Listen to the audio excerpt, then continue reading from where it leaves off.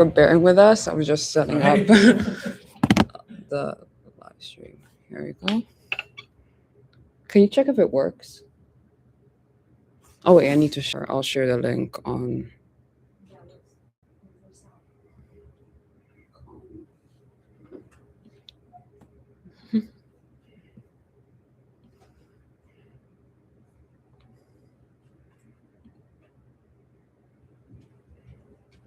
If it's easier, you can send me a link and I can join on my laptop. No, it's fine. We do it on our YouTube channel, so it's like okay. yeah.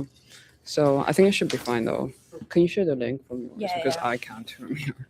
Thank you so much. Thank you guys for coming today. I know it's a bit earlier than usual, so but yeah, also for you who are joining online.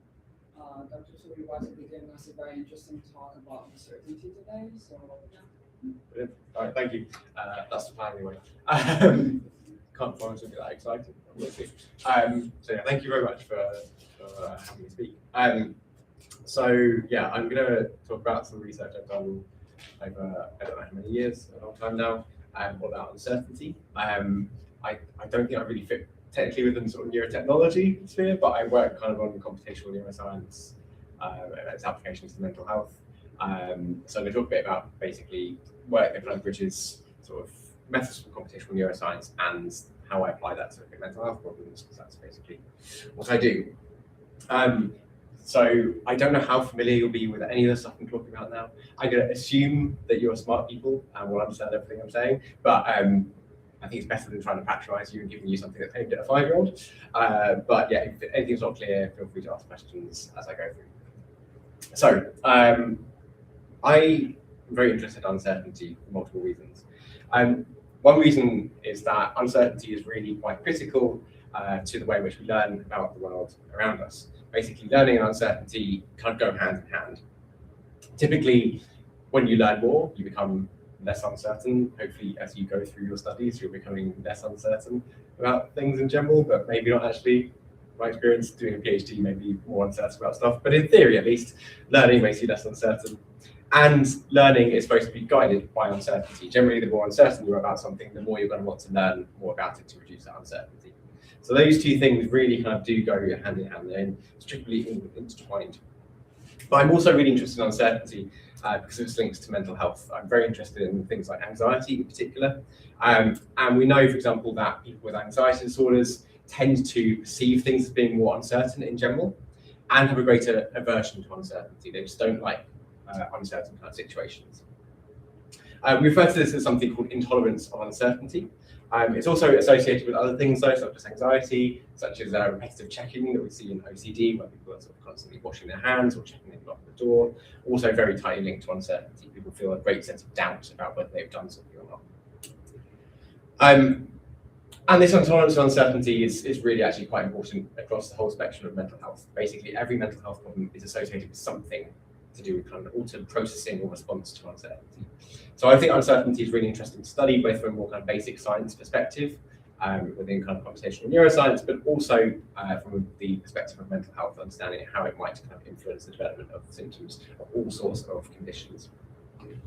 So a key question that I've tried to kind of be answering over the past few years is basically how do we actually kind of track uncertainty when we're learning?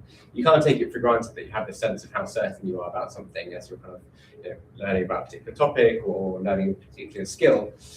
But the brain has to be kind of figuring that out somehow. So how does that actually happen? I've tried to assess this using basic kind of experimental paradigms that we have in the lab or that we deploy online. Basically, we have people learn about things on a computer screen, and that can tell us a little bit about how people quantify their uncertainty. The way in which we do this is quite straightforward. We have a standard kind of behavioral task that we use to measure learning. But the key thing here is that basically we're going to give people relationships they have to learn between one thing and another thing that are constantly changing. That makes people quite uncertain. Just as you think you learn something, stuff changes and suddenly you become very uncertain again. So we can quite easily manipulate how uncertain people are. Initially, I was really interested in how people learn about really bad outcomes, aversive outcomes. And so this is very much focusing on basically giving people electric shocks, which was interesting. And we kind of set up task designs where people are just kind of seeing a couple of kind of stimuli on the screen, so just pictures basically, Each of those has some probability of being associated with electric shock. People have to predict whether when they see this image, they're going to get a shock or not. Now, what we can do there is we can kind of manipulate the extent to which these things are actually associated. If I can find my mouse, I can show it a bit more clearly. So we have two stimuli here. Again, they're just kind of pictures that we show on the screen or symbols. Stimulus X in the orange here starts off with a very high probability of being associated with a shock, then changes to be a low probability, then goes up and down, etc. People become quite uncertain about this because just as they're learning something, everything changes. In contrast, this blue one here just stays the same the whole time. So it's always associated with a somewhat uncertain likelihood of getting a shock. It's always about 40% or something like that, but that probability never changes. And so people generally figure out, okay, the blue one is kind of likely to give me an electric shock, but not that likely. And they become quite certain about that because it never changes throughout the whole experiment. So in doing this, basically, we can allow people to be quite uncertain about some things and quite certain about other things. And then we can look at how that level of uncertainty relates to various other processes that we might be interested in. Now, in order to actually understand how uncertain people are, we need to do something a little bit cleverer than this. Because as much as we can kind of assume that people are going to be more uncertain about the orange than they are about the blue, we don't know for sure. You can kind of ask people about this. You can say, how certain are you, how uncertain you are. But people actually, number one, aren't necessarily great at kind of introspecting about that in a way that actually aligns with how they're behaving. And number two, if you do ask people about their kind of sense of confidence in things, that's actually a kind of product of all different sorts of different types of uncertainty. It's actually a really confusing thing to actually kind of measure accurately. So instead, what we do is we turn to computational modeling. I'm a big fan of doing computational stuff in general because it's great fun and difficult. And what we do is we actually kind of build a computational model that describes how people are learning and quantifies their uncertainty. Essentially, we have this model that tries to mimic someone's behavior. That model has a degree of uncertainty in it, and we can say, well, if the model looks like it's capturing this person's behavior and it says it's really uncertain, then the person doing the task is probably also quite uncertain. We call this kind of model a beta learning model. I don't know how familiar you are with stats in general, but a beta distribution is basically a probability distribution that is bounded between 0 and 1. It's very good for describing probabilities, which are also bounded between 0 and 1. So here we have the probability of an electric shock. This kind of distribution describes it perfectly. And all we're doing really is trying to estimate the distribution that people are kind of using in their heads when they're thinking about how uncertain they are about getting electric shock. I can illustrate how this actually works. It's surprisingly straightforward. Basically, we're going to start off at the beginning here. We have no information whatsoever. I'm just starting out this task. I've not had any electric shocks. I've also not had any electric shocks kind of emitted either. So I know nothing. This blue line down here at the bottom is my kind of beta distribution. It's entirely flat. I know nothing. Everything is likely as everything else. If I take the mean of that distribution, it's around 0.5 because everything is as likely as anything else. And this kind of variance of that distribution is very, very wide because, again, I know literally nothing. So you start off knowing nothing, and this distribution kind of captures that. If I then get a safe outcome, so I'm told that there's something happening and it tells me no shock on this particular example, then the distribution starts to shift a little bit.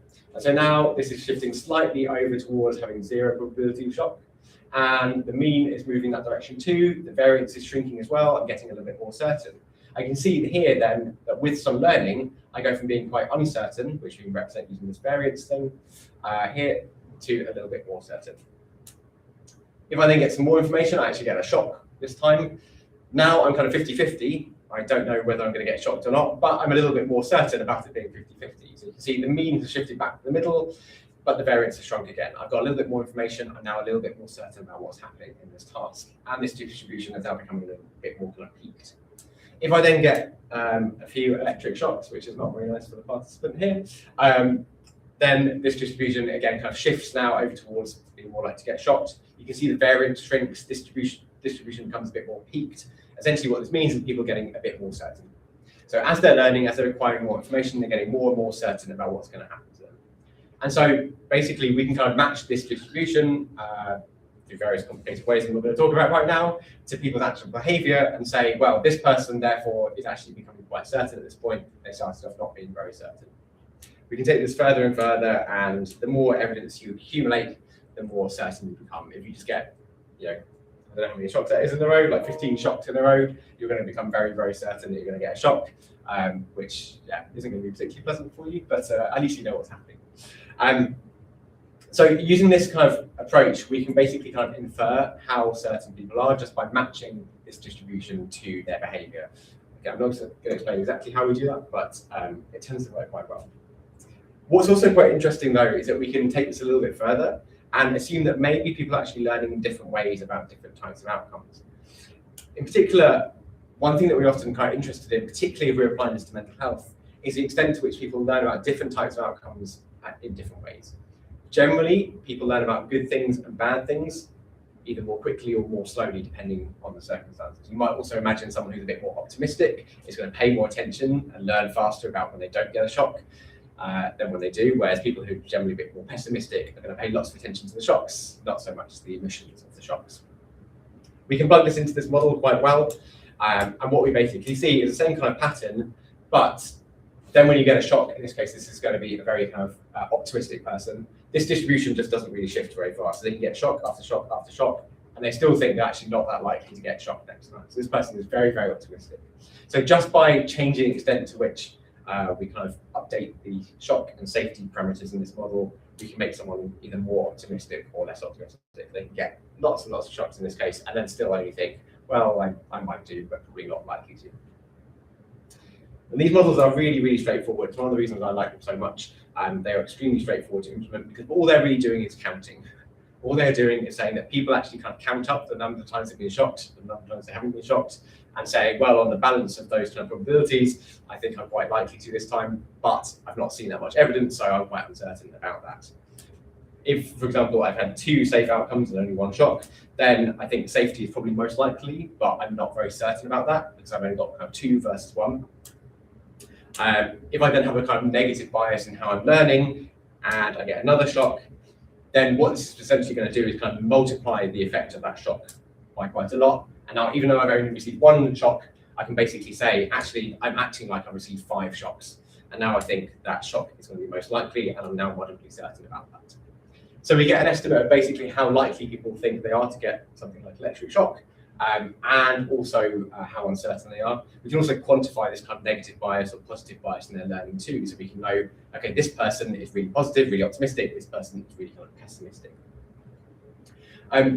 Now, generally what we're going to do with these kind of models is we basically get them to kind of output predictions. We get them to respond as if they were a person in the task that the people are actually doing.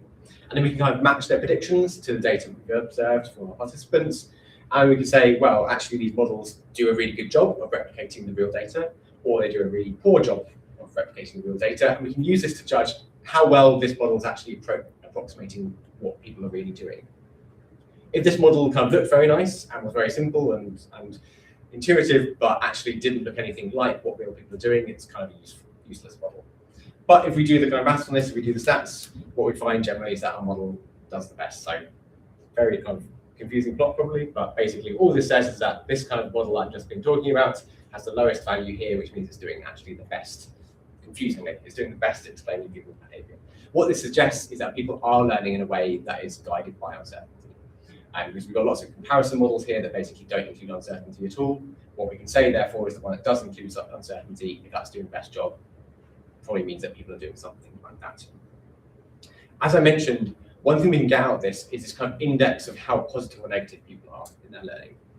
And what this does is it gives us these 2 kind of values. They've got Greek letters because we like to be confusing and not make things straightforward, obviously. But what we're showing here is basically this one here is the kind of extent to which people learn from negative outcomes, so electric shocks. This one down here is the extent to which people learn from positive outcomes, in this case, absence of electric shocks.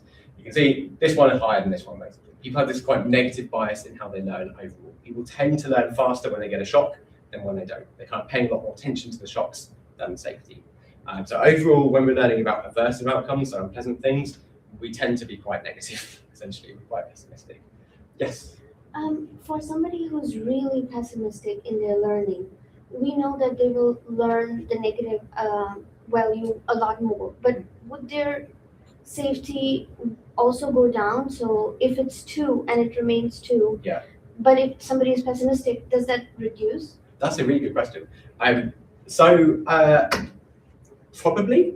but not in a way that this particular kind of design really allows us to capture. So what I've skimmed over a little bit in explaining this is that we also have this kind of forgetting part of our model. Basically, those numbers do just generally go down over time because we assume that people are kind of forgetting what they've learned in the past. So you're kind of incorporating new information, you're kind of adding to those counts, but those counts are also kind of decreasing every trial as well.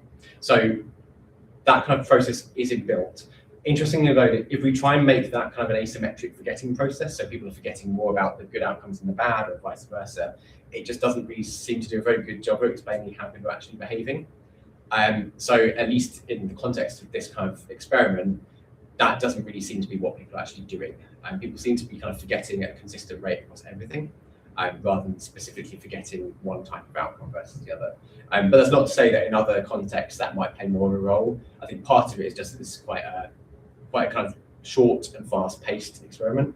I think if you're looking more kind of longer-term episodic memory kind of processes, that might play a bigger role. But yeah, that forgetting thing is always a bit weird to us. Anyway, it's like you need to put it in there, but it also doesn't really ever seem to do anything. It's not very stable over time. It's never related to anything else. So yeah, really confusing thing to us. Does that answer your question? Yes. Great. So yeah, we can kind of quantify individual differences in how negative, positive people are, because some people might, for example, actually, despite this kind of group pattern, have quite slow learning from shocks and quite fast learning from safety. Not everyone's going to do the same. But we can also do some other interesting things. So when we did this experiment, which is a depressing number of years ago now, we also did eye tracking, so we could look at people's eye movements. We could look at what they're actually paying attention to on screen, because there are some ideas that your actual perceptual attention, what you're focusing on, should also be guided by uncertainty. You should pay attention to things that you're uncertain about, basically. When we did that, we actually found that it wasn't the case. So that hypothesis was not supported. Instead, people tend to pay quite a lot of attention to things that are surprising. What we have here is what we refer to as prediction error. It's basically the difference between what you expect and what you observe. So if I didn't expect to get a shock and I got one, or if I didn't expect to get a shock and I didn't get one, basically that's kind of this effect here. And what this seems to do is actually predict where people are looking on the screen. If there's a stimulus that they're shown where they didn't expect to get a shock and then suddenly they did, they're going to pay a lot more attention to that stimulus than if they kind of got what they expected. However, also, if you just generally get an electric shock, that effect is also quite strong as well. People tend to pay attention to things like giving them electric shocks, maybe not that surprising. But also, even in advance of getting that shock, if you expect something to give you a shock, that's also going to affect your level of attention. You're going to pay more attention to things that you think are going to give you a bad outcome. The level of uncertainty did not predict where people were looking at. I never understood why, because that would have made a lot of sense, but that's what happened. So yeah, we can do interesting things basically by linking these kind of computational models to things like visual attention. So you get quite a lot of interesting information out of them. So basically what they kind of showed is that, yeah, the extent to which you think something's going to give you an electric shock and how surprised you are when you get that electric shock both kind of predict your visual attention, but uncertainty doesn't really seem to. We then kind of did some interesting stuff with this, and we thought, well, it seems that the way in which you learn is kind of dictating what you actually pay attention to with your eyes. But maybe the opposite is true too. Maybe when you look at something, when you focus on it, that also causes you to learn about it more. And so we basically kind of took our computational model and we plugged in some information about where people were looking. So we said, we're not just going to kind of pay attention to how you're behaving, we're also going to think about where you're actually looking on screen. If you're looking at a particular kind of image that you're being shown, do you learn more about that? And that's exactly what we found. Basically, quite weirdly, it doesn't actually cause you to really learn faster about the thing you're looking at. But if you look at something, you think it's going to be worse. I don't know why this happens, it's a bit weird. But generally, this is kind of the extent to which people were influenced by what they're looking at. There's quite a lot of variability from person to person. But in this task, if you're looking at something, you think it's more likely to give you an electric shock. It's quite weird. It doesn't really make that much sense to me, but just looking at something makes it seem worse. A bit weird, but that's what came out of the data. It didn't cause people to actually learn any faster about it. That's what I thought would happen, but that was not the case. So yeah, basically we can show that the way in which you're learning, the way in which you're kind of expecting to get kind of good or bad outcomes influences how you pay attention to things visually, but also your visual attention can just kind of magnify how bad you expect things to be, which I thought was kind of interesting in itself. What it might be is just, we know that, for example, just the process of thinking about something can make it seem kind of better or worse. And it's possible that the same kind of applies to just looking at things can make them better or worse as well. Okay, now I mentioned earlier that I'm quite interested in anxiety. And so I thought this was quite interesting, but my ultimate goal was to understand whether these kind of processes might be linked to anxiety. Because as I mentioned earlier, there's quite a lot of evidence that uncertainty and how people perceive and respond to uncertainty is linked to anxiety. But also we kind of believe that people who are more anxious tend to have more of a kind of negative bias in how they're learning. They tend to be learning about bad things faster than they learn about good things. So that was the next question that I kind of sought to answer. Now, this to some extent presenting a bit of a problem. There are various ways in which we can look at the extent to which these kind of processes are related to anxiety. One thing we could do is kind of get people from the clinical services. We have our anxiety group, we have our control group, and we compare the two. That kind of works, but it's kind of practically very difficult to do, very slow. Often people who seek kind of actual help for anxiety are not necessarily representative of the whole population of people with anxiety. Depending on the stats you see, somewhere between only sort of 30 and 60% of people with an anxiety disorder will ever actually seek help for it. So that leaves a huge number of people that you're just kind of ignoring if you go through these clinical services. And also, yeah, as I mentioned, practically that takes an enormous amount of time. It's very difficult. One approach that a lot of people have been using in more recent years is instead to take advantage of the fact that we can collect data online. To basically say, well, we're going to put this experiment online. We're going to have 1,000 people do it. And within that 1,000 people, we'll get a really good distribution of symptoms of anxiety. And so we'll be able to compare, do the high anxious people differ from the low anxious people? Or if we look more continuously, is there kind of a correlation between someone's anxiety score and how they're behaving on a task like this? This is a really, really kind of powerful approach. And the fact that we can do this kind of stuff online is amazing because we can collect data from 1,000 people in a day quite easily. It makes it very practical, allows us to kind of reach populations that we otherwise couldn't reach, and therefore make the research generally more representative. The difficulty is that we can't give people electric shocks online, or at least I've not figured out a way to do that yet. Some people have tried doing quite an interesting method where you basically play really horrible scream sounds over people's headphones. So you have to kind of require people to have headphones on and turn them up quite loud, and you play this really quite horrible high-pitched scream. That's not pleasant at all, and people will want to avoid that. In my experience, it doesn't work so well because people tend to turn the volume down, and it's actually not that easy to determine whether someone has turned the volume down. So instead, I kind of wanted to find a different way to do this. And so the way in which I tried to go about this was by basically taking inspiration from video games, because we know that video games can actually make us quite anxious. They can make you quite stressed, particularly if you're kind of invested in how you're performing within that game. And so what I wanted to do was take this kind of learning task that we had in the lab and see if I could turn it into something that's a bit more fun. And crucially, something you can put online and deploy to thousands of people. And so basically, I should put a video on. I don't have a video anyway. I designed this kind of task where you're basically trying to fly a spaceship through asteroid belts. And so you're controlling a spaceship here, you see the asteroids that appear, they're kind of flying from the right of the screen, and you have to navigate them up or down to fly through holes in the asteroids. It's a very simple kind of game, it's nothing too complicated, I wouldn't get any awards for game design, but it's quite effective in allowing us to understand how people learn, and people actually tend to find that it's not the most anxiety-provoking thing in the world, but it does make people feel kind of on edge and kind of anxious, because it's very kind of quick, very fast-paced, and people don't want to hit these asteroids. It just feels inherently kind of not nice when you fly a spaceship in and it explodes. Basically, if you hit enough asteroids, you lose all of your kind of shields up here, and it says game over. In reality, then you just continue again, but it's still not a nice time out. Now, the key to this is basically that we can turn this into exactly the same kind of learning task that we were talking about previously. Rather than having images on screen that are associated with the probability of electric shock, what we have here are two kind of zones in the asteroid belt, this top zone here and this bottom zone here, where either they can be full of asteroids, in which case that's a bad outcome, you will hit them and lose health, or they can be open, they can be empty, which is a safe outcome. And so basically what you can do then is you can learn which one at any given point in time is likely to be safer. These change over the course of the task, so you can manipulate people's uncertainty just like we did in the lab. And basically all you have to do is then learn, okay, at this point in time, the top zone seems to be safer, then I'll fly my spaceship from there. Now it's the bottom zone, I should fly my spaceship through that. So it's exactly the same kind of learning task, you're just learning which zone is safe rather than learning which picture is likely to give you an electric shock. It's designed so that you can't kind of reactively avoid them either. You have to predict where you're going to be in advance and navigate to the safest zone. Because if you try and basically move after you've already seen when they've appeared, you'll move too late basically, and you won't be able to do it. So you have to learn in order to do this. So by doing this, we turn this kind of immersive learning task that we're using in the lab into a fun-ish video game style thing that people actually generally seem to kind of enjoy playing, and at the same time find a bit anxiety-inducing, which is quite nice.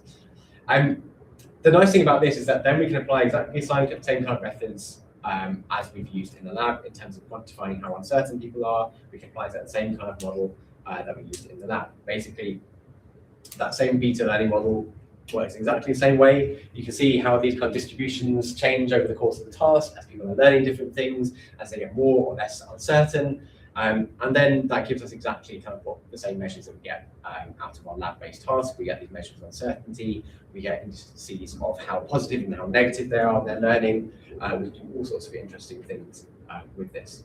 So the kind of three things that we're most interested in here are this negative and positive kind of bias in learning. We get basically a kind of parameter out of a model that says how positive someone is in their learning, how much they're paying attention to the safety. We get a parameter that tells us how negative they are, so how much they're paying attention to the shock, not shock outcomes in this case, the asteroid outcomes in this case. And then we also can get a measure of their uncertainty. Basically, these distributions are shifting around all the time. They're getting wider, narrower, depending on how certain people are at any given time.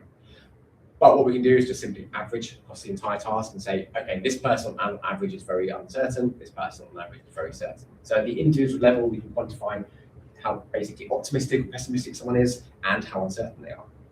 We can then just give people a load of questionnaires that ask them about their symptoms of anxiety and say, do these measures correlate with the questionnaires or do they not correlate?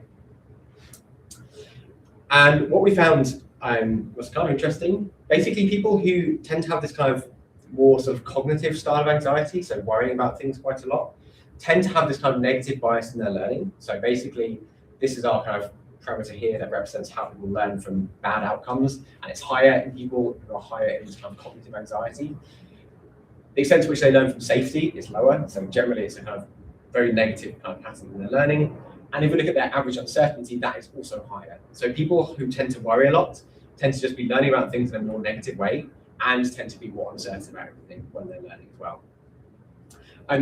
This is kind of interesting because it suggests that these symptoms about when people are worrying quite a lot, which we know intuitively are linked to a sense of uncertainty, people often worry because they're uncertain about something, might actually be driven by the way in which they're learning. Basically, if you're just kind of learning that everything is kind of uncertain all the time, things are both bad and uncertain, that might prompt you to worry about things quite a lot because you feel very uncertain, you feel very negative about things, you want to kind of mentally work to kind of clarify that.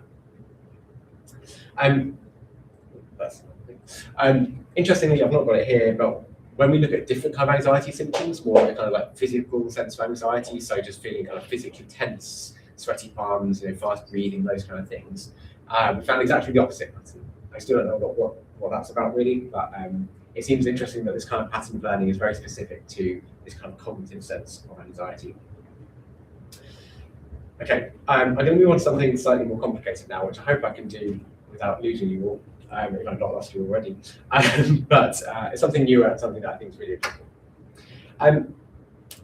So what I've talked about so far is particularly learning about kind of bad outcomes, which I think is very interesting, but learning how good or bad something isn't all that we have to learn. In fact, maybe it's not actually the most important thing we have to learn. Many things that we're learning about in everyday life aren't necessarily to do with whether something is good or bad. It's just kind of, does one thing lead to another? If I take this particular action, what's going to happen? And so perhaps the most important style of learning we have to do is learning what we refer to as an internal model of the world. Basically, as simple as, if I go through this door, where do I end up? If I take this particular module, where's that going to take me in my career later? Not necessarily is that good or bad, but just does one thing lead to another? By stringing together all of these relationships, that is really what allows us as humans to plan very far into the future and make enormously complex decisions that account for very, very long-term dependencies. This is a kind of decision-making that we refer to as model-based. That's because it's using this internal model that we possess of how the entire world works. Interestingly, this is kind of something that I think modern sort of large language models are starting to figure out, basically. I don't know if you've seen kind of the more recent versions of these models. I say recent, it's like only 6 months or a year ago, but like where they started to think. Basically, it's a similar kind of process where they are using their kind of model of how the world works to kind of think through, okay, if I do this, then this happens, and this happens, and this happens, which is really what's made them actually become a huge amount more powerful over the last year or so. So what I was kind of interested in is whether people also kind of use similar learning strategies to estimate uncertainty about our model of the world. Like, how uncertain am I about, if I take this action, this thing is going to occur? Whether that's good or bad, I don't care, but just does one thing lead to another? And also quite interestingly, for me at least, is this kind of uncertainty also linked to mental health symptoms? Now, my kind of rationale for looking at this was kind of grounded in the fact that this kind of model-based decision-making is really quite closely linked to various symptoms of mental health problems.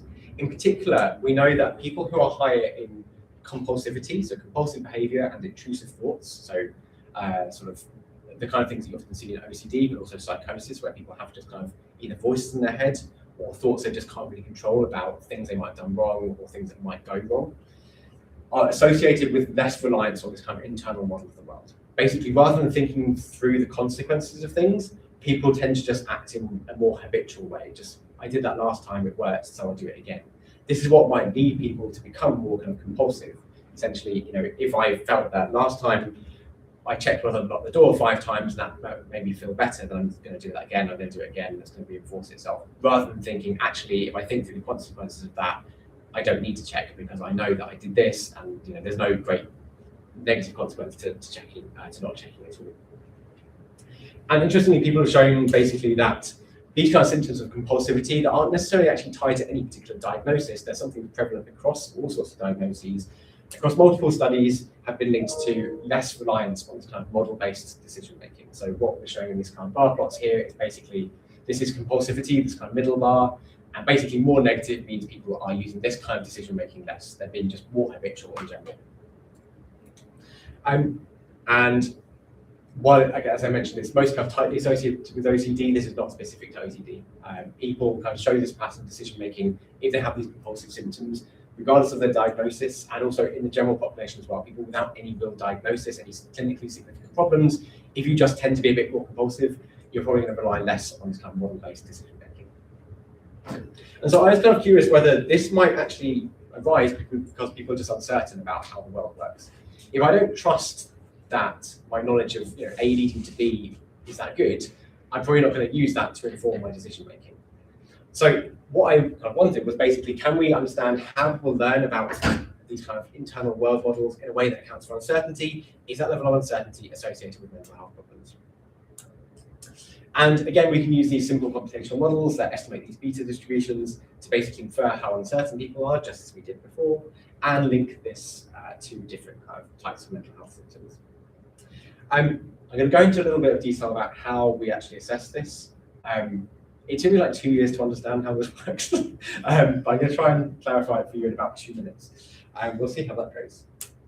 Now, basically, ordinarily, when we want to understand whether people is kind of making a model-based decision, we give them a task that has some degree of structure to it. Basically, they have to know that if I choose this action, it's going to lead to this thing, and then this thing is going to give me a good outcome. The key here is you're using that sort of longer-term decision-making, thinking it's not just if I choose left, I get a good outcome. I need to know that if I choose left, it leads me to something else, which gives me a good outcome. That's really the key. People have to know this kind of structure of how the task works. Ordinarily, we assume people know that because we train them on it extensively, or we literally show them the thing on screen. However, what I was interested in is basically how people actually learn that structure, whether they're certain or uncertain in that structure, because I think that's really what's going to guide their decision-making. Now, normally we assess this using a task called the two-step task. This has been developed about 15 years ago and has been used basically 1 million times, even though it's not particularly fun for people to do and quite difficult. Basically, people learn a structure that allows them to infer the value of kind of future outcomes.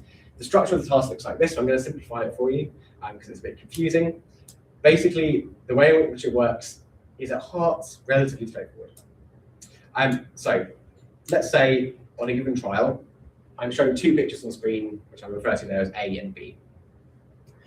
I choose option A, and I find out, or I know, because I've been told that that's going to take me to a different picture, which here is labeled number 2. So A goes to 2, I know that in advance. I know that that has a 30% probability of happening, though. It's not guaranteed. Now, in this example, I choose A, it takes me to number 2, and I get lots of money. That's a great outcome, right? I think everyone would agree with that. The question then is what I'm going to do next. So what I could do is think, well, I chose picture A last time. So when I'm showing A and B again, I should choose A again because A gave me a good outcome last time. I'm kind of ignoring the fact that there's this kind of number 2 section in the middle. I'm just thinking A gave me money, therefore I should choose A again. That's a very habitual way of making a decision. It's just that worked last time, I'm going to do it again. However, if I'm accounting for how the task works, its structure, this kind of internal model I have of how the task works, I should actually choose option B because I know that B is actually more likely to lead me to number 2, and number 2 is going to give me money. So if I'm not using that kind of internal model of how a task works, I will choose option A again. I'll just think, A gave me money, very straightforward. I'm ignoring all this kind of probability structure here. I'm just thinking A is good because it was good last time. If I'm being more model-based, i.e. using this kind of internal model I have of how the task works, I should think, well, wait a minute, actually B is going to be a better option next time because B has a higher likelihood of leading me to option 2, or sorry, stimulus 2, and that one was actually what's giving me money. So basically, we can quantify whether people are being more kind of habitual or more model-based in their decision-making, or goal-directed, based on how they behave in an example like this. If we see that someone has chosen A again, they're more habitual. That's kind of a pattern that we see in people hiring these kind of compulsive traits. And if they choose option B, we're going to assume then that they're going to be more model-based, and because that basically means that they're kind of using this kind of structure of the task, that's what we see less of in people who are more compulsive. And so basically, this is how the task works. It's quite complicated on the surface, but at its heart, it's actually quite a simple kind of pattern that we're looking for. And quite interestingly, we can make the task less boring because the original version is very time-consuming, very complicated, and honestly quite boring. Some collaborators of mine, based at Dublin, basically turned this task into quite a fun sort of smartphone game. I'm not going to go into the details of it, but basically you're kind of given all the information on screen. Your task, as far as you're concerned, is to try and fire cannonballs out of this cannon and hit this diamond thing up here, which itself we don't actually care about. It's just kind of to make it more interesting for people. What we care about is whether you're choosing this option, this kind of cannonball container to fire from, or this cannonball container down here to fire from. Basically, this is what gives you those kind of probabilities. We know, for example, that this one here is more likely to give purple balls if you fire from the cannon. This one's more likely to give pink balls. And this basically gives you that probability structure. If you choose left, you're more likely to get to pink, and then pink could actually make it to its target or could explode along the way, which is a really bad outcome. Or purple could be better, and therefore you basically need to think, well, if I chose left and it gave me a purple ball and that purple ball actually didn't explode, it was great, it made it to a target, it hit the diamond, then if I'm being more model-based, I should choose the right option next time because that's more likely to give me a purple ball again. That's basically how this works. It makes it a bit more fun for people. The task happens infinitely more quickly. People don't need like hours of instructing on the task. It's just better for everyone around.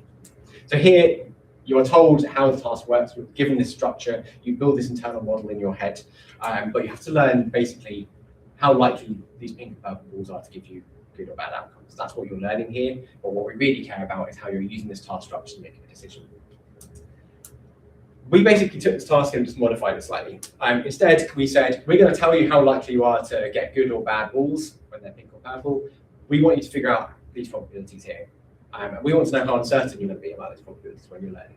We want to basically know how you're building this internal model of the task in your head and how uncertain you are when you're doing that. So here, we give you the probabilities of things being good or bad. We don't care about whether you're learning that at all. What we do care about is the task structure. That's what we want you to learn. We want you to learn the model. So this was all work that was done as a master's project as well. If you either doing or thinking of doing master's projects. So we did this. It's a great job. But basically, we have a slightly modified version of this game because Siri basically saw this original version that our collaborators have made and was like, no, that looks far too boring. And she happens to be a part-time artist as well, so we did it a little nicer. But basically, all you're doing is kind of firing these kind of cannonballs at this alien, but you have to learn basically, in this case, how likely am I to get a pink or purple ball from the left or right option. And up here you're told, okay, in this case, the pink balls are more likely to explode, so they're a bad option because they explode before they make it to their target. And right now the purple ball is going to be a better option. So therefore, I kind of need to figure out, okay, how likely am I to get a pink or purple ball from each of these containers? If at the moment I want to get a purple ball, that means maybe I should choose the right option because I think that's most likely. People find this really straightforward to learn. We barely have to train people on task at all. They tend to just pick it up, which is really great. We also kind of test people on their confidence, kind of coming back to that sort of question of like how we actually assess people's uncertainty more directly. We can ask them to kind of basically bet on how uncertain they are, which is kind of interesting as well. So this worked really well. It's fun for people to do, relatively fun for people to do. I shouldn't say it's actually fun. Although we do have some people, they complete the task, we pay them for doing it, and then I get a message from them saying like, hey, can I have the link again because I want to play that again and see if I can do better. So some people actually do seem to genuinely enjoy it, which is unexpected, but yeah. We can use the same kind of models to model people's behavior that we're using for our kind of aversive learning tasks. Rather than estimating how likely you are to get an electric shock or to hit an asteroid, here we're learning how likely am I to get a pink or purple ball. It feels a lot more boring, but it's a lot more kind of fundamental, I think, to the decisions that we need to make. We can get different types of uncertainty. Actually, I probably won't go into this now because it gets a bit confusing. But basically, we find that, again, our kind of model that incorporates uncertainty does the best job of capturing people's behavior. Confusingly here, the best model is the one that's got the highest value because things change in the years between the old study and the new one. Basically, our kind of uncertainty model does the best. People seem to be using uncertainty when they're making decisions in this task, which is nice to show, because technically you could do it without really any kind of representation of uncertainty. You might really do as well, but it's nice to know that people do seem to be thinking about uncertainty when they're doing this task. There is some variability. If we look at all of our participants, we have, I can't remember how many we have, and I'm not going to count these squares. I think nearly 2,000 people in total across 2 different samples. Most people are using this kind of uncertainty-driven way of making decisions, which are kind of the blue ones. There are some people, though, who don't seem to be accounting for uncertainty at all, the people in the sort of yellow and orange. Those people don't really think about uncertainty. So it's not the case that this is universal. Some people seem to go through their lives apparently not really thinking about uncertainty, or at least not in the context of this particular task. But the majority of people are kind of thinking about how uncertain they are, and that seems to be what's driving their learning. If we ask people, as I mentioned briefly, to kind of rate their confidence in what they've learned, we can see that the metrics that we get from our model about uncertainty, there's 2 different types of uncertainty, which I'm not going to talk about because it gets confusing, but both of these types of uncertainty from our computational model are predictive of people's confidence ratings, and we ask them to just rate how confident they are in what they've learned. So this is nice because it gives us some reassurance that these somewhat abstract quantities that we get from this mathematical model do map onto people's subjective experience as well. They're not just kind of completely meaningless mathematical terms. They generally do kind of predict how uncertain people are feeling, which is quite nice to show. I mentioned briefly earlier that one of the reasons we don't often just kind of rely on people's confidence reports as a measure of uncertainty is because it's complicated. This is kind of why. Basically, there's 2 different types of uncertainty that predict how confident you are. So it's not just as simple as like you have uncertainty and that makes you confident or not confident. There's all sorts of different types of uncertainty. Interestingly, what we found in this was that as you get older, you become more uncertain about things. So it's kind of counterintuitive, given that generally you tend to learn more as you get older, but apparently you just kind of get more uncertain. We did have a fairly large age range here, including people going up to sort of 80 years old. So this may well be a sort of aging effect. I didn't look at kind of non-linear trends here, so I don't know exactly what's going on here, but it does kind of seem like we have this bunch of people over about maybe 55, 60 who are just kind of really uncertain about everything. So it may well be an effect of aging in this case. Now, what was really most of interest for me is the extent to which this relates to people's symptoms of various mental health problems. We're focusing here on compulsivity. I should explain a little bit what these things actually mean here. Basically, what we do to understand how this links to mental health symptoms is that rather than relying on just kind of diagnostic categories, say this person looks like micro OCD, this person has a bit of anxiety, depression, psychosis, whatever, we give people a load of measures of basically everything, every kind of symptom imaginable almost, We then do factor analysis of those. Factor analysis, for anyone who's not familiar, is a way of kind of reducing dimensionality of those questionnaires down to, in this case, just 3 dimensions. And that gives us these 3 dimensions here, which are kind of anxiety and depression, compulsivity and intrusive thought, and social withdrawal. So it's not to say that these are literally kind of the entirety of mental health symptoms, but it's 3 dimensions that really capture lots of the variability in people's symptoms. They are kind of more or less associated with certain diagnoses, but they're not kind of specifically tied to those diagnoses. You can maybe have quite high symptoms of this kind of anxiety and depression thing, and maybe not quite meet diagnostic criteria for anxiety or depression, because those symptoms are also present in other conditions. As I mentioned earlier, we're kind of focusing on this compulsivity and intrusive thought dimension, which is kind of a mix of OCD-like symptoms and some psychosis symptoms about kind of hearing voices. So it's a bit of a mishmash, but it's really kind of mostly driven by this compulsive behaviour. Now, if we just look at how kind of model-based people are in their decision making, the extent to which they're relying on this internal model that they've learned versus just reacting really habitually, we kind of replicate prior findings showing that people do that less. So it's nice to show that we can replicate what's been found before. People who are more compulsive are less model-based. However, what is more interesting to show is that people who are more compulsive are more uncertain. So basically, when they're kind of learning how this task works, they just tend to be more uncertain about what they've learned the whole time. Which is quite interesting because, to my mind, that might explain why they're not then being very model-based. If you don't really trust what you've learned, you can't really use it, or at least you feel like you probably shouldn't use it. They also overall tend to be learning more slowly. So here we don't have this kind of like positive and negative kind of learning thing because there's no positive and negative, but in general, they're learning more slowly. So we basically kind of build this picture where people who are more compulsive just kind of learn about these kind of relationships more slowly. As a result, they become more uncertain. And because of that, they just don't really want to use that information. And therefore, they just end up relying on habits because they don't trust the information that's going to allow them to make longer term, more productive decisions. We can do mediation analysis to test this properly if you want to, although I don't really trust this because it's kind of silly to do mediation across sexual data, but someone told me to do it, so I did.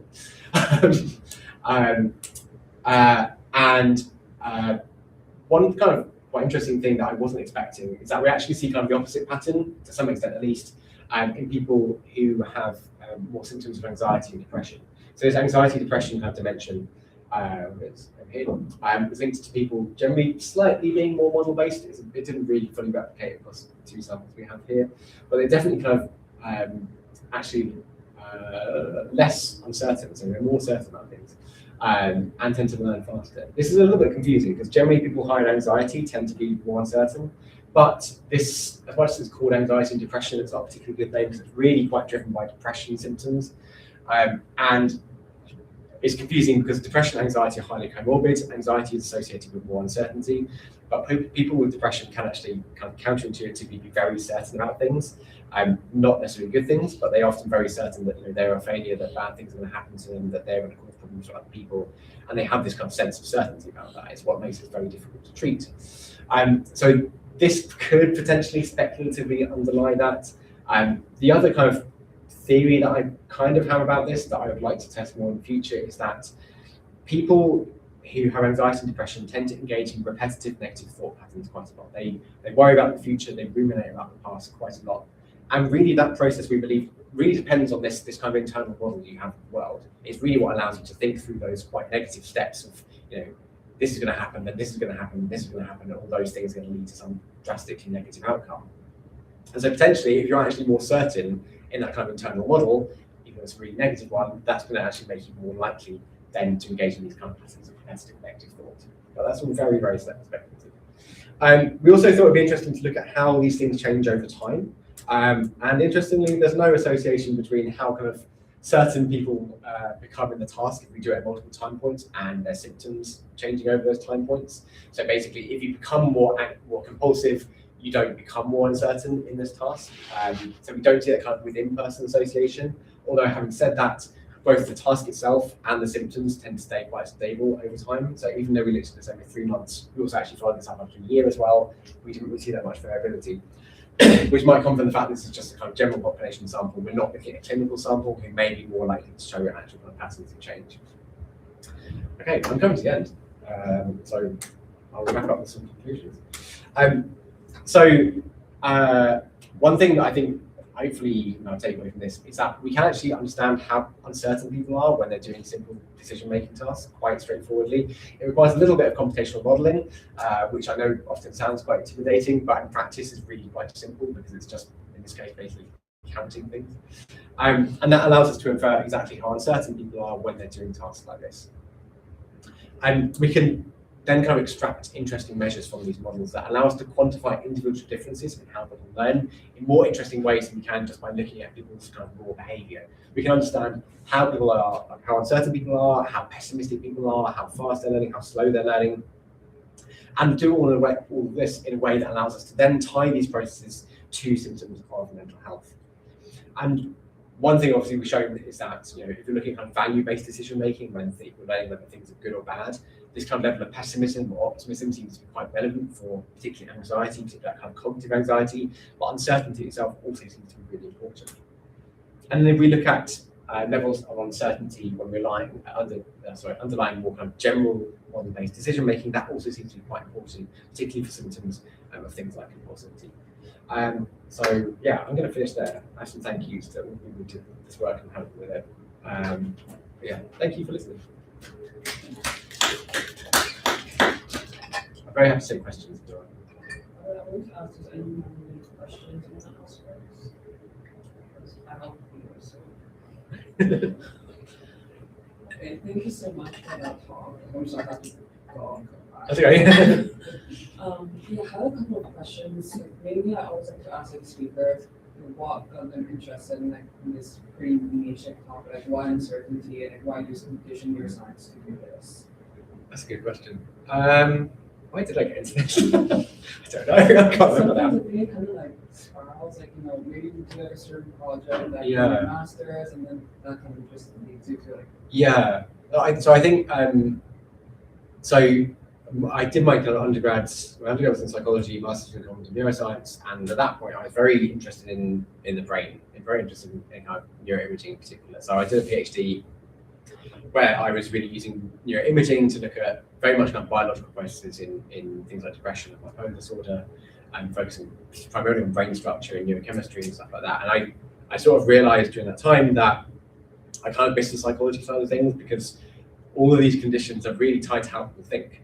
And yes, we can look for kind of biological alterations, but we don't seem to be finding a huge amount. Maybe we should look a bit more at cognition. And so that kind of led me back to wanting to focus more on kind of how these kind of patterns of kind of negative thought particularly can emerge. And one thing that kept coming up when I was kind of looking into this, particularly on anxiety, was the concept of uncertainty.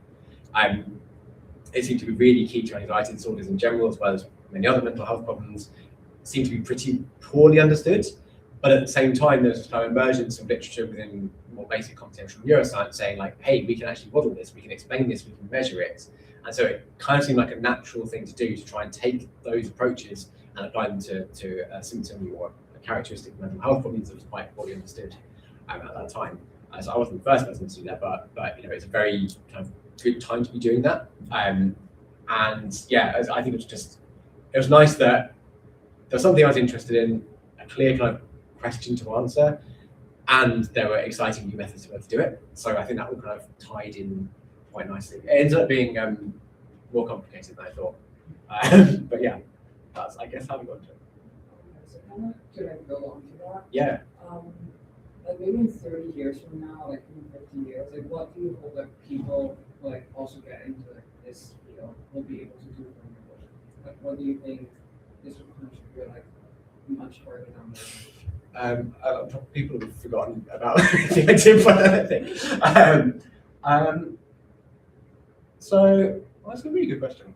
I mean, it's really hard to look that far into afterwards. I mean, I've struggled even to predict what's going to happen in like 5 years' time. So who knows? But I think I would say maybe 3 things. So one thing I'd hope would be just this kind of approach of kind of modeling uncertainty, and being able to kind of quantify uncertainty in this way, because it is something that people often ignore. The way in which we kind of model people's behavior in a way that allows us to actually account for uncertainty, often it has been kind of ignored. People just kind of assume that people are learning in a way that doesn't really account for uncertainty, which we know doesn't make sense, but it's just kind of, it makes things simpler.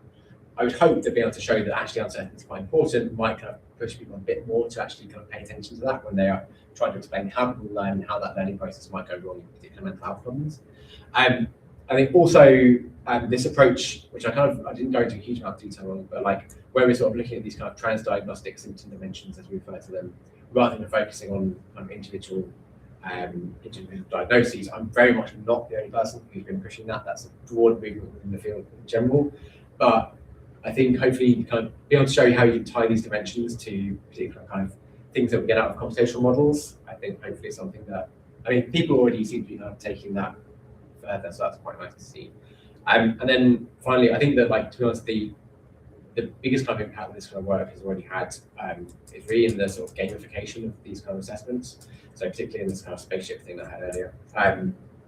So when I did this, it was published in 2020. I think I started doing this around 2018 or something like that. We generally every kind of cognitive assessment, every like learning task people use in decision-making tasks, where they're very boring and very much like you see these two kind of symbols on screen, you've got to learn which one's best for you. Exactly what I kind of done in the past as well.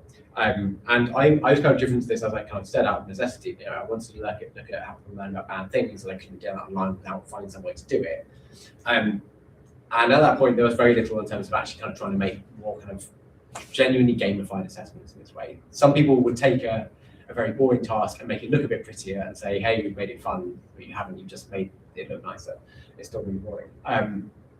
But since doing this, people have definitely kind of embraced this approach, and we're seeing lots more attempts to properly gamify things, make things more engaging, which leads to better data quality because people actually are invested in it to some extent.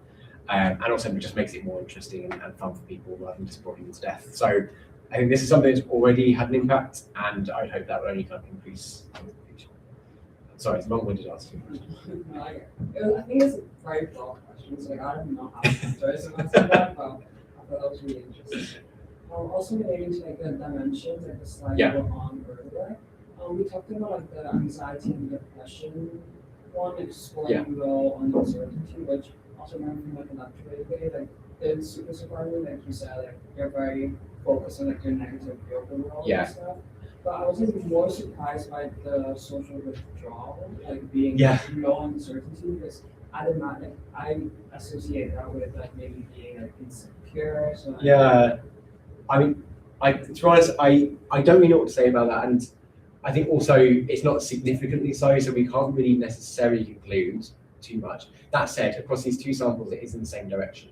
So yeah, we are kind of seeing at least a trend to being more uncertain. It will be a weak trend though. So I wouldn't want to conclude too much about that. I think also this is a bit of a confusing kind of dimension because it kind of mixes up sort of social anxiety and apathy, which do kind of occur to an extent, but are often kind of considered quite different things. And so I think it's hard to make sense of from that perspective as well. Yeah, we don't really know exactly what the social withdrawal thing actually is. That said, I mean, I think you can kind of speculatively interpret these things in how whichever way you want to. I think we just need to kind of do more work to actually kind of figure out how to make sense of it. Because you could say, for example, that people who are very apathetic are so because they are just kind of very certain that things are not going to be worth doing.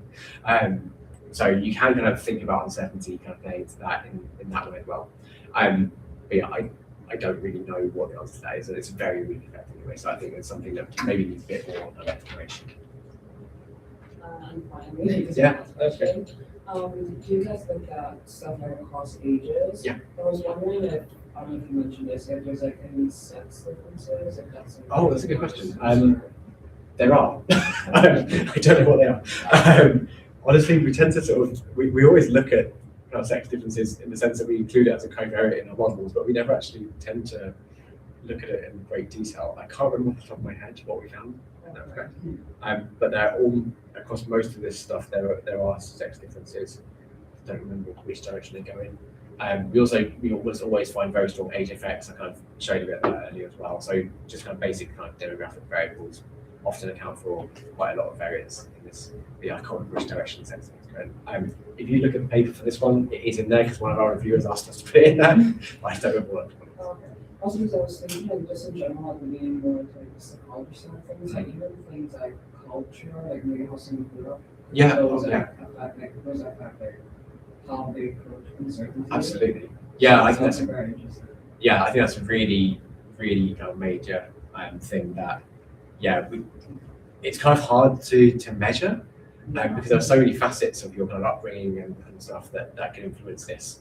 And you know, you would kind of assume, for example, if you had grown up in an environment that was just very unpredictable and uncertain, you may carry that forward into your later life and just feel very uncertain about stuff because you've learned that is the best way to learn. And so I think quite interesting area of research sort of going forward is going to be on sort of meta learning.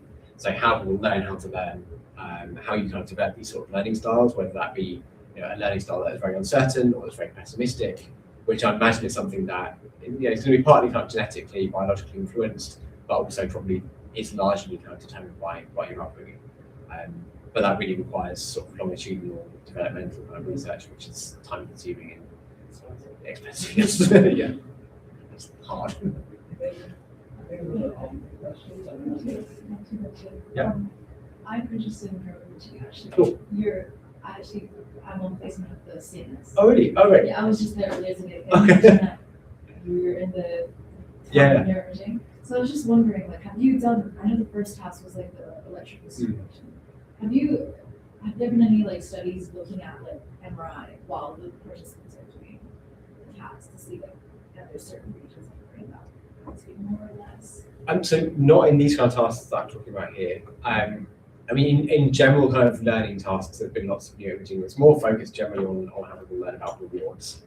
And so, yeah, there are reasons like mental straits and that particularly kind of important in learning from rewards. There's been less done about kind of reversive learning in general. Part of the reason is that it's kind of difficult to do because if you want to give someone an electric shock while they're in the scanner, that just kind of messes everything up because they move. So it's really hard to look at how the brain responds to getting electric shock. There are ways you can do it, but it's kind of tricky.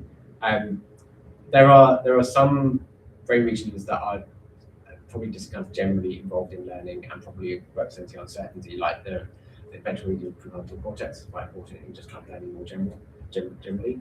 And that said, I think there's also evidence that regions that are involved in reward learning, such as striatum, are also to some extent involved in aversive learning as well, because to some extent the absence of a negative outcome can be seen as a reward. And so there's evidence that dopamine is potentially quite important in avoiding kind of threats because you learn kind of as almost like safety as a reward and kind of learn to pursue that. But yeah, I've not done any imaging of this. I keep meaning to and never do it. I don't know why.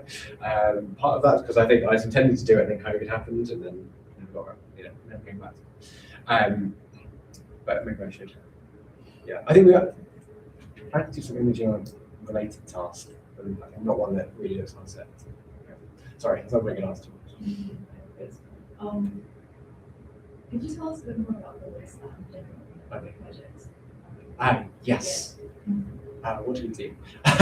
So I think my primary interest right now is on this kind of repetitive negative thinking, particularly about why people worry.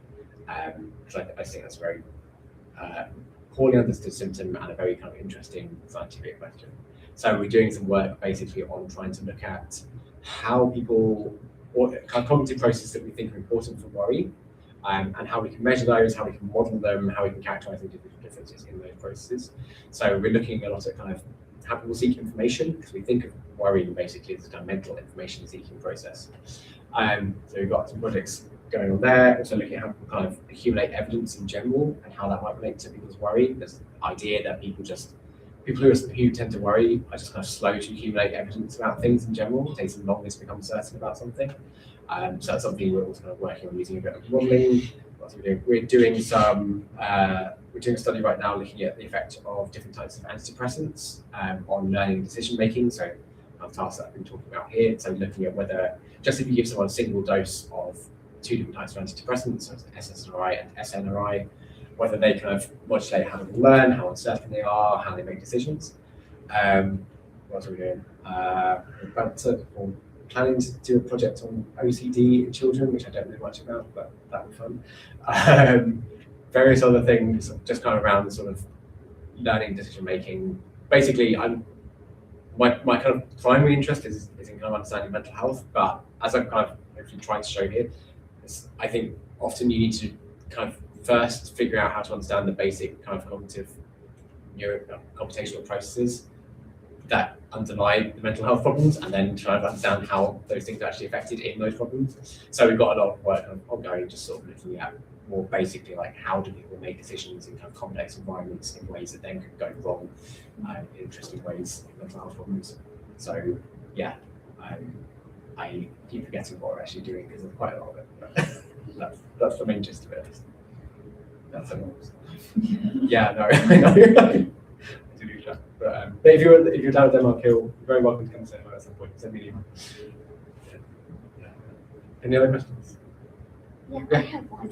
You talked about anxiety and you mentioned about worry. Yeah. So I was wondering if you've ever looked into different kind of professions, because I think somebody who is a mathematician or who is an engineer, they are going to be very strategic about what they worry and the rewards that they get. Yeah. Or like in the probability game that we saw, they're going to be very intuitive about it. So I'm wondering if you've ever seen those differences. That's a really good question. I'm not looked at, to be honest. I think you're probably right. I think that the difficulty you face. Actually, having said that, I did have a master's student last year who did actually try and look at this kind of like her background was in finance, and she was interested in whether people who work in kind of finance-related jobs, so trading and things like that, are more model-based than people who aren't. It kind of didn't work because it was hard to actually like recruit people who we could verify worked in finance. Because you can put something up online and kind of on Prolific, you can kind of filter for people based on their employment, but you can't prove that's where they work. And we kind of were a bit skeptical of what people were saying.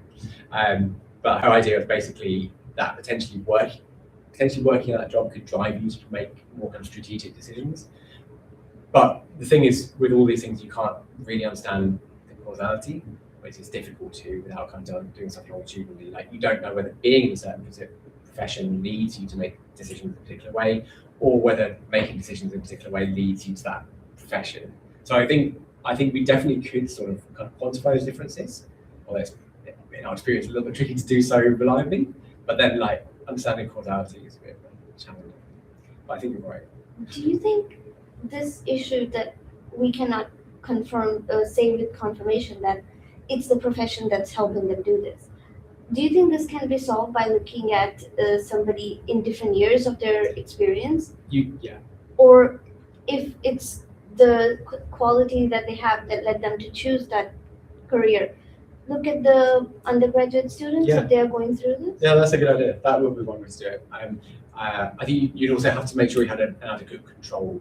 Because, for example, if you show that as people kind of progress in their career, they become more model-based, you don't know whether it's just kind of an age effect. Although generally people tend to become less model-based with age. But so you'd want to find some sort of control career, basically, where you don't expect any kind of change, which it's an interesting question actually.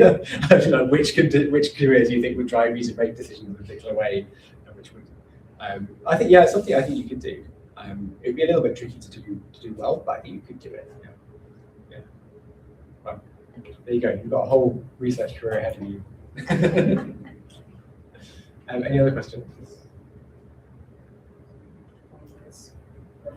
Cool. So we don't keep you beyond what they're doing. Great. Thank you so much for coming. Thank you. Hopefully, like also like next year, even though some of us won't be here, but this is not here. I'm sure like other people would also be more interested. We had like some demand also to have it recorded because people can make it. Yeah. So thank you so much. Great. Thank you so much. Thank you.